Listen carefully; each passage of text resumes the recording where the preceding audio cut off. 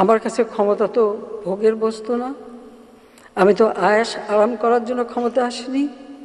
আমি দিন রাত অক্লান্ত পরিশ্রম করেছি বাংলাদেশটাকে একটু উন্নত করতে, এবং সেটা আমি সফলভাবে করতে পেরেছি।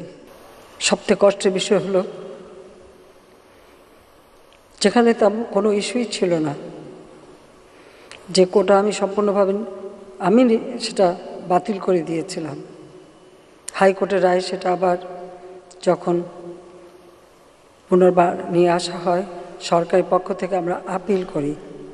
আপিল বিভাগ সেটা সেই হাইকোর্টের রায় স্থগিত করে দিয়ে পূর্ণাঙ্গ শুনানির তারিখ নির্দিষ্ট করে দেয়। কাজে আবার সেই কোটা ফিরে আসে, যে কোটা আর থাকবে না। আমার জারিকৃত প্রজ্ঞাপনটাই আবার কার্যকর হয়। দুঃখের বিষয়।